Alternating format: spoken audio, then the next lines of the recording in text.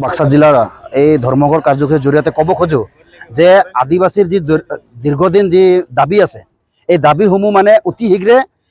শীঘ্ৰে মানে পূৰণ কৰিব লাগে বুলি আমি ক'ব খোজো যে ইমান বছৰে এই চৰকাৰে এই যেতিয়া মানে বিজেপি চৰকাৰ অহাৰ আগতে আদিবাসীসকলক প্ৰতিশ্ৰুতি দিছিলে যে 3 মাহৰ ভিতৰত আদিবাসীসকলক জনজাতিকৰণ কৰি দিম বুলি কৈছিলে। আজি 9 বছৰ পাৰ হৈ গ'ল, কিন্তু আজি একো প্ৰতিশ্ৰুতি আদিবাসীৰ যি দাবী আছিল একো দাবী পূৰণ কৰা নাই। এইটো কাৰণে ক'ব খোজো যে আদিবাসীৰ যি দাবীবোৰ আছে, যেনে আদিবাসীসকলক জনজাতিকৰণ কৰা, আদিবাসীৰ যি মাটি পাতা, বাগানৰ চাহ শ্ৰমিকৰ যি মাটি পাতা, ফৰেষ্ট মাটিত যিবিলাক আছে আদিবাসী ৰাইজৰ যি মাটিৰ ভূমি পাতা দিব লাগে, আৰু যি মজুৰি, বাগানৰ যি মজুৰি 333 পইচা দিয়াৰ কথা যি প্ৰতিশ্ৰুতি দিছিল আজিলৈ পূৰণ নহ'ল, কিন্তু এতিয়া আমি 550 টকা দাবী আমি কৰিছোঁ।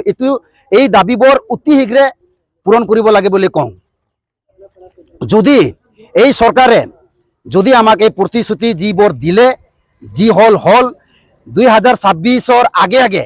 যিবোৰ দাবী আছে, প্ৰথম দাবী যেনে আমি কৈছোঁ আদিবাসীসকলক জনজাতিকৰণ কৰা, এই অতি শীঘ্ৰে 26-ৰ আগে জনজাতিকৰণৰ যি দাবী, এই দাবী পূৰণ কৰিব লাগে। আৰু মাটিৰ পাতা, বাগানৰ যি ভূমিৰ মাটিৰ পাতা যি দিয়াৰ কথা কৈছে এইটো অতি শীঘ্ৰে দিব লাগে।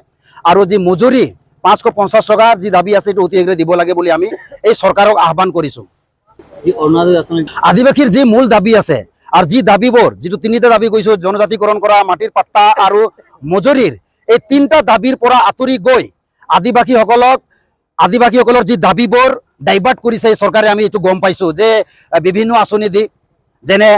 অৰুণোদয়, যেনে একাউণ্টত 5,000 টকা পইচা দিয়া, এইবোৰ যিটো খন্তেকীয়া যিবোৰ আঁচনি দি আদিবাসীক যি প্ৰতিশ্ৰুতি দিছে, আমি ধিক্কাৰ দিছোঁ এই চৰকাৰক যে এই প্ৰতিশ্ৰুতি দি যি আমাৰ মূল দাবীৰ পৰা আঁতৰাই গৈ আছে। এইটো কাৰণে দাবী কৰোঁ যে এই চৰকাৰক আমাৰ আদিবাসী ৰাইজে সজাগ হৈছে যে আমাৰ যি মূল দাবী আছে দাবীটো অতি শীঘ্ৰে দিব লাগে বুলি কওঁ। সমাজখন উঠাই লৈ যোৱাৰ কাৰণে যি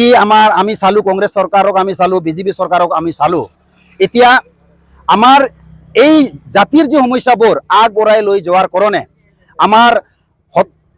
যিমান আদিবাসী সংগঠন আছে, এই গোটেই সংগঠন, আমাৰ আদিবাসী কাউন্সিল হওক, আমাৰ যি আশা হওক, আৱা হওক, আৰু বিভিন্ন যি সংগঠন কৰি যি গৈ আছে, এই গোটেই সংগঠনক আমি ক'ব খোজোঁ যে একতা হৈ আমাৰ যি নিজা এটা ভৱিষ্যত, আমাৰ সমাজখন আগবঢ়াই লোৱাৰ কাৰণে ৰাজনীতিভাৱে ভাবিব লাগে বুলি মই ভাবোঁ।